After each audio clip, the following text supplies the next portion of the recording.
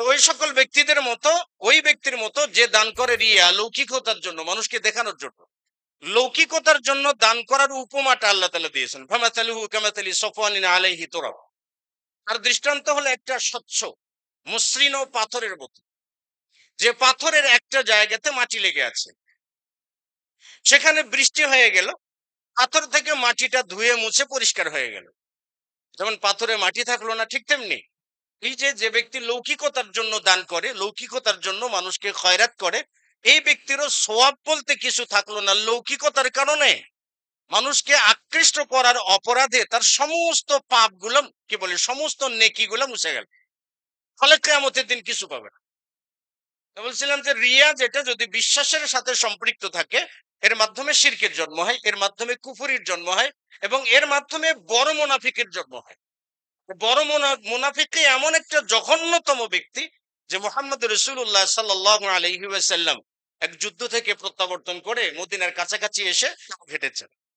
তো হঠাৎ করেই দেখা গেল যে প্রচন্ড বেগে ঝড় হতে লাগলো।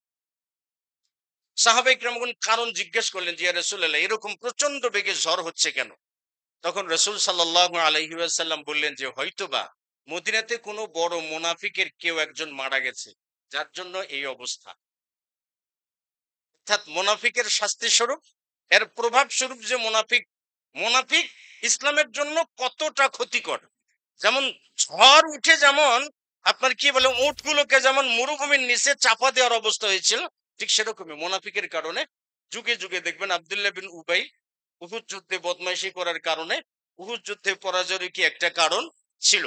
আব্দুল্লাহ বিন সাবা ছিল, দেখেন আব্দুল্লাহ বিন সাবা এর মুনাফিকির কারণে ইসলামের ভিতরে ৭২ ফিরকারই জন্ম হয়েছে। শিয়া, মুতাজিলা, খারিজি, জাহমি, জাবারিয়া, কুল্লাবিয়া, এরকম বিভিন্ন ফিরকার জন্ম হয়েছে।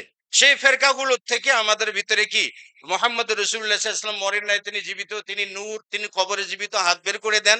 আবার কোন কোন বক্তার ওয়াজও নাকি শুনতে যান মুহাম্মদ রাসূলুল্লাহ সাল্লাল্লাহু আলাইহি ওয়াসাল্লাম, তিনি নাকি তার সামনে বসে থেকে ওয়াজ শুনতে দেখছেন, রাসূল সাল্লাল্লাহু আলাইহি ওয়াসাল্লাম ওয়াজ করছেন। আবার আরেকজন মুফাসসির বলছেন, চট্টগ্রামে বলছেন যে মুহাম্মদ রাসূলুল্লাহ যদি জীবিত থাকতেন তাহলে আমার এই তাফসীর মাহফিলে এসে এই পুরা 2 ঘন্টা তিনি তাফসীর শুনতেন। বাবা, কেন জানেন? আকীদাগত বিভ্রাট হয়েছে আব্দুল্লাহ বিন সাবা এবং এর অনুসারী থেকে। থেকে কেন? মুনাফিকির কারণে। কেন সে ইসলাম গ্রহণ করেছিল? রিয়াআন, লোক দেখানোর জন্য। এটা ছিল বিশ্বাসগত লৌকিকতা, যে জন্য ইসলামের ভিতরে এত কিছু হয়েছে।